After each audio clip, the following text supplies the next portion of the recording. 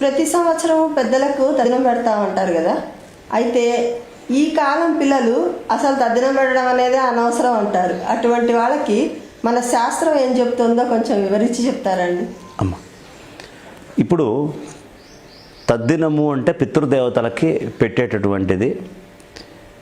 మీ పుట్టినరోజు ఉంది, ఈ పుట్టినరోజు సంవత్సరానికి ఒకసారి తద్దినం పెట్టడం ఎందుకు అనే ప్రతివాడు చేసుకుంటున్నాడు.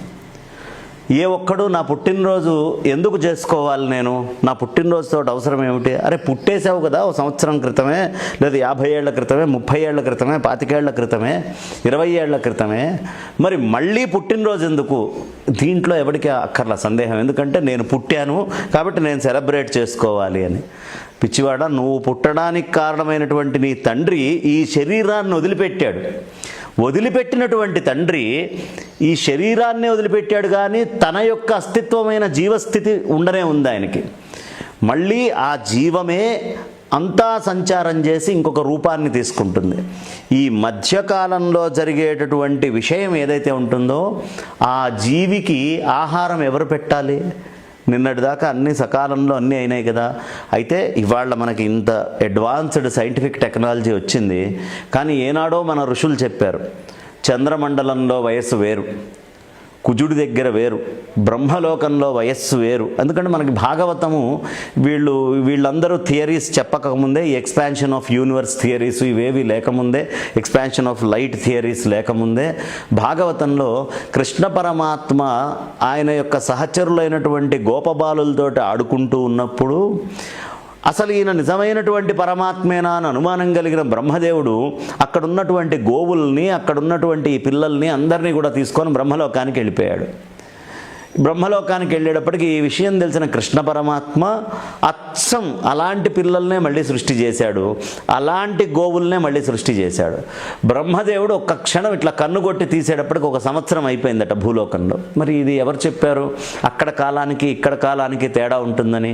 ఇవాళ మీ సైంటిఫిక్ థియరీస్కి యోగ్యంగానే ఇది ఉందా లేదా? ఉంది కదా. కాబట్టి ఈ జీవి ఎక్కడైతే వెళ్ళి ఉన్నాడో, ఈ జీవి ఎక్కడ ఆశ్రయించి ఉన్నాడో ఆ ప్రదేశానికి కూడా ఆహారం చేర్చటం ఎలా అనేది వేదం చెప్తుంది. వేదము ప్రత్యక్ష ప్రమాణాన్ని చెప్పడానికి వేదం అక్కర్లా. అరే గడ్డి వేస్తే ఆవు తింటుంది అని చెప్పడానికి ప్రత్యక్ష ప్రమాణం అక్కర్లా. అన్నీ వండి పెడితే కంచంలో నువ్వు తింటావు అని చెప్పడానికి కూడా వేదం అక్కర్లా. వేదము ఏది దృష్టిగోచరము కాదో, ఏది మనం కనుక్కోలేమో ఆ విషయాలను చెప్పడానికి వేదం ఉంది. అందుకనే మనకి ఋగ్వేదంలో మొట్టమొదటి మంత్రమే అగ్నిమీళే పురోహితం యజ్ఞస్య దేవం ఋత్విజం హోతారం రత్నధాతం. అగ్నిహోత్రుడు అనే అటువంటి ఆయన మధ్యవర్తిగా ఈ ఇచ్చినటువంటి ఆహారాలన్నీ దేవతలకు ఇస్తాడు. ఈ విషయం సైన్స్లో ఎక్కడ దొరుకుతుంది మనకి? కాబట్టి ఏది ఇతరమైనటువంటిది నీకు ప్రత్యక్ష అనుమాన ఆగమాలతోటి తెలియదో, ఆప్తవాక్యాలతోటి అర్థం కాదో, అది చెప్పడం కోసం వేదం ఉంది. కాబట్టి వేదం ఏం చెప్తోంది అంటే, ఈ మరణించిన తర్వాత జీవి బతికే ఉంటాడు అని చెప్పినటువంటిది వేదమే. కాబట్టి ఆ జీవి వాడి యొక్క కర్మను అనుసరించి ఎక్కడ సంచారం చేస్తాడు, ఎలాంటి యోనుల్లో పుట్టే అవకాశం ఉంటుంది, ఇవన్నీ చెప్పుంటారు. కాబట్టి ఈ పితృదేవతలు వాళ్ళు ఎక్కడ ఉన్నా ఇక్కడి నుంచి మనం గనక వాళ్ళకి తద్దినం పెట్టినట్లయితే ఈ ఆహార పదార్థాలు వాళ్ళకి చేరతాయి. ఇప్పుడు మనీ ఆర్డర్, రాజస్థాన్లో ఎవరో మనీ ఆర్డర్ చేశారు. లేదు మీకు ఇప్పుడంతా చక్కగా గూగుల్ పేలు అన్నీ వచ్చినాయి కాబట్టి గూగుల్ పేలో నుంచి మీ అకౌంట్లో మీరు డబ్బులు ఒకసారి వేసుకొని వేసినటువంటి డబ్బుల్ని ఇంకోటికి ట్రాన్స్ఫర్ చేశారు. మీరు ఆ రోజు ఏ నోట్లు అయితే బ్యాంకులో డిపాజిట్ చేసినప్పుడు వేశారో అవే నోట్లు వాళ్ళకి వెళ్ళవు. అది ఒక డిపాజిట్ కింద ఉండి మీరు ఎక్కడికి ట్రాన్స్ఫర్ చేస్తున్నారో అక్కడికి చేరుతున్నాయి. ఇది ఏదైనా కంటికి కనిపిస్తుందా ఈ సిస్టము? ఈ ప్రపంచంలో మానవ మాత్రుడైనటువంటి వాడు కనుక్కున్నటువంటి ట్రాన్స్ఫరే కనుక్కోలేనప్పుడు సృష్టికి ఇంత మూలమైనటువంటి పరమాత్మ యొక్క రచనలో ఆయన ఆహారాన్ని పుణ్యాన్ని ఎటు నుంచి ఎటు షిఫ్ట్ చేస్తున్నాడో మనకేమర్థమవుతుంది? కాబట్టి ఆయన ఏం చేస్తున్నాడయ్యా అంటే, ఇక్కడ ఉండేటటువంటి ఆహారం మీరు పెట్టింది యథాతథం కాదు అక్కడికి వెళ్ళేది. ఉండేది. ఇందులో ఉండే సారభూతమైనటువంటి పుణ్యాన్ని ఈ వీడు పెట్టేటటువంటి డిపాజిట్ ఏదైతే ఉందో అతను వేరే శరీరం తీసుకుంటే ఆ శరీరం దగ్గరికి కానీ, లేదు ఆ పితృదేవతా లోకాల్లో ఉంటే వాళ్ళకి కానీ సక్రమంగా చేరేటటువంటి ఛానలైజ్డ్ వ్యవస్థ మంత్రాల ద్వారా ఏది పరమాత్మ యొక్క రచనలో జరిగిందో దానినే ఈ శ్రాద్ధ ప్రక్రియ అంటారు. అందుకనే ఇది చాలా శ్రద్ధగా చేయాలయ్యా. నీకు బతికున్నంతకాలం పుట్టినప్పటి నుంచి ఇంత చేసినటువంటి వాళ్ళకి సంవత్సరానికి ఒకసారి తద్దినం పెట్టవయ్యా. వాళ్ళకి ఆహారం పెట్టే భాగ్యం అంటే చూడండి, మిగతా వాళ్ళలాగా ఒకసారి సమాధిలోకి వెళ్ళి పడుకుంటే మళ్ళీ జడ్జిమెంట్ డే వచ్చిందాక ఇంకేం అవసరం లేదు అనేటటువంటి సంస్కృతి కాదు మంది.